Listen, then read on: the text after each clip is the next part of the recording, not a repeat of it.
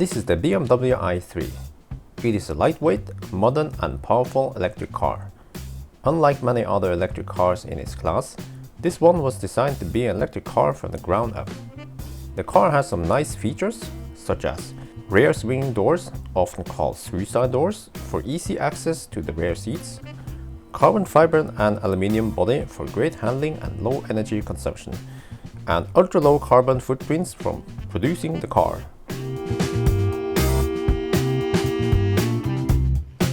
Here are the specifications of the i3, and as you see, it has only a 22 kWh battery pack, liquid cooled, and 18.8 kWh that is usable. Because the car has so low energy usage, it can actually drive pretty far, so 160 km or 100 miles of range is possible. I have actually done about 120 kilometers in cold weather. The car only weighs 1270 kilos, which is about 300 kilos lighter than the other cars in its class. And that means lower energy consumption, better acceleration and better handling. There has been some rumors that a battery pack with 50% higher capacity will be coming soon, and that will give you 240 kilometers of range or 150 miles. The battery is laid flat and placed under the cabin, and the motor is located between the rear axles. This gives the car a 50-50 weight distribution and low center of gravity. In twisty roads, this car feels really nimble with great handling and almost no body roll. The regenerative brakes on the i3 is very strong, so when you go downhill or you want to stop in the intersection, you almost never have to touch the brakes. So I guess it's a personal taste, but I like it that way.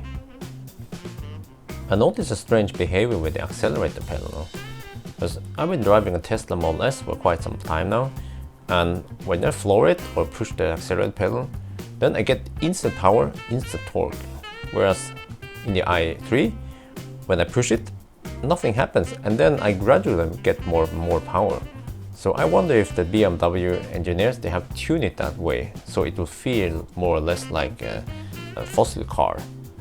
But then again, instant power, massive power like that, will also drain the batteries faster. So maybe it's also to make the car more efficient. When I was testing the car, we had mostly snow, ice and some slush and wet roads. And temperatures were around 0 degrees Celsius. So in these conditions, the energy consumption is pretty high. So when I was driving without saving energy, I would get about 100 kilometers or 60 miles of range. And in eco mode, when I was trying to save energy, I would get about 130 kilometers or 80 miles. That is actually pretty good compared to the other cars in the same class. Another reason why this car is so efficient is because of the tires. The very unusual dimension of 155, 70, 19 means that these tires are huge in diameter and narrow, and that combination gives the car lower rolling resistance.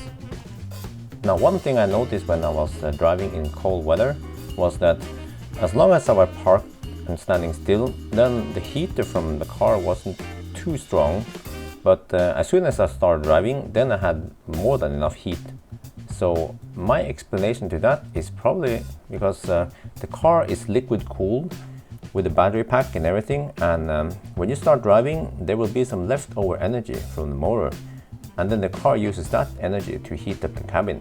So when you're standing still, it will probably save some energy by not spending too much electricity heating up the car.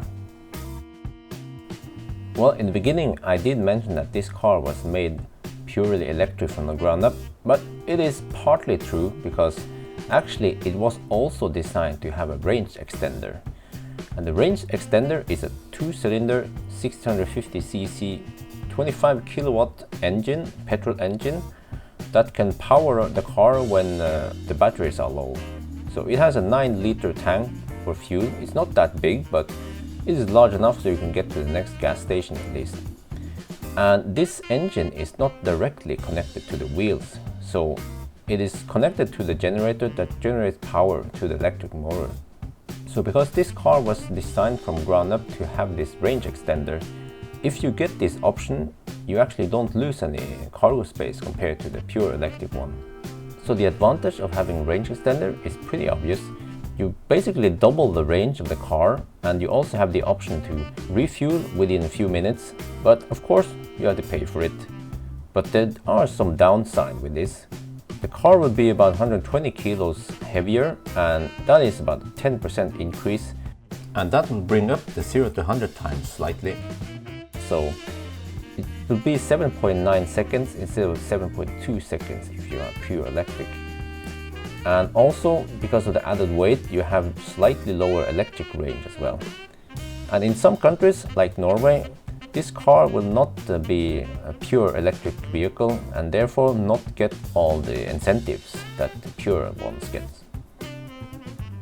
The BMW i3 comes with two possible chargers.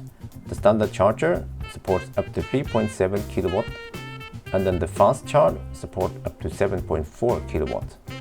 So a full charge will usually take about 3 to 6 hours, depending on power and charger. In the US, the faster charger is standard. Now there are some reasons why you don't want to charge at the maximum speed always. For instance, if you have to share the fuse with another car or something else that consumes a lot of power, or if maybe you're using an extension cord and you are limited to how much power you draw. The good thing is that you can actually adjust how much power you will charge at. But the bad thing though is that it doesn't show you how many amps you pull. So it will only show up as low, reduced or max. That's for level 1 charging, and for level 2 charging it will show reduced and max. So you have to look up somewhere else if you want to know how many amps you can maximum pull out. As for DC fast charging, the i3 supports the CCS 50 kilowatt. It will take less than half an hour to get 80%. Despite being such a small car, the BMW designers had made the cabin pretty large, and especially in the front, you have a large and spacious dashboard. This car does not have an analog speedometer, but instead you have a digital speedometer on the screen. And personally, I like it better, because I believe that when you're looking at the speed, you don't actually read the whole numbers. The brain will just recognize the shape and then you know what speed you're doing. Whereas if you have an analog gauge, you actually have to look and then see how much speed you're doing, and you spend more time actually reading the speed. Just like other BMWs, the interior and build quality is great. Soundproofing is also very good. In the front you have a 12-volt outlet, and in the trunk you have another outlet, which is useful if you want to use like a clothing bag or something. There are lots of cup holders both in the front and in the back, and other smart holders where you can put your stuff there. When you open the doors, you can see that the panels are made from carbon fiber, and then other panels are made from recycled materials. The gear lever in the BMW i3 is a bit unusual. You have to twist it to get in different gears, but it doesn't take that long to get used to. How is the space in the i3? The floors in the front and back are flat, giving extra space for your feet or luggage. The rear swinging doors make access to the back seats easy. However, it's not possible to open the rear door before opening the front door. This is a safety feature to prevent rear doors from opening during driving. If you want to take a nap, this car has some limitations. The front seats don't recline that much. The rear seats are for up to 2 people. It has good headroom, cup holders and adjustable headrest. The headrest can be folded down to give extra rear visibility. For loading large items, the rear seats can be folded down flat. You will then have a storage area of approximately 140 x 100 x 60 cm. A pallet can fit nicely in there. Or how about 2? Or 3?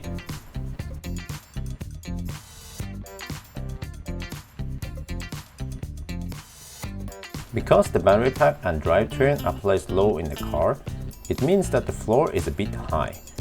The height up to the trunk is about 75 cm.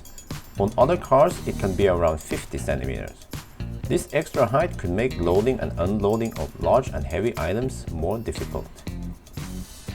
The i3 also has a small front trunk, often called frunk, where you can either put your charging cables or food there. If you live in a cold area, the front will keep your food nice and cold.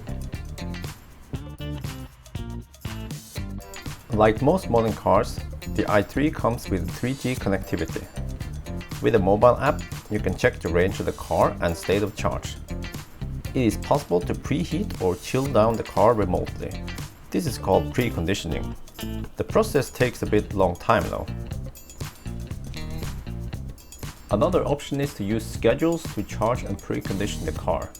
You can have multiple schedules. It has a nice feature where you can specify when the electricity price is low, and the car will then try to charge as much as possible during these times to keep your electricity bill lower. You can get status on doors, windows, trunk and lights. The phone can act as a key also, allowing you to lock, unlock, honk the horn and flash the lights. There is a map of charging stations and a circle that shows the current range of the car, giving you an indication if you can reach a certain charging station or not. If you are in an unfamiliar place, you can also locate your car and get a route to it. The statistics tab shows you the total amount of CO2 saved, your last trip's energy consumption, regenerative energy, electric distance driven and also max distance. The results can then be compared with the average numbers of the i3 community. There are a few things I'm missing though. It is not possible to start and stop charging manually, and it's not possible to see the charging speed or power. The i3 also comes with sunroof, adaptive cruise control and self-parking. To summarize the BMW i3, I would say it's a small car on the outside but spacious inside. The acceleration is great, handling is awesome and it's very easy to drive. Despite having a small battery, the range is good thanks to excellent engineering resulting in low energy consumption. With a range extender you can also use this car for long trips.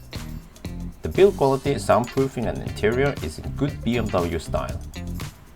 With the mobile app, you have great flexibility and control over the car from anywhere you want. Other electric cars let you be green once you drive it, but this car was already green the day it left the factory.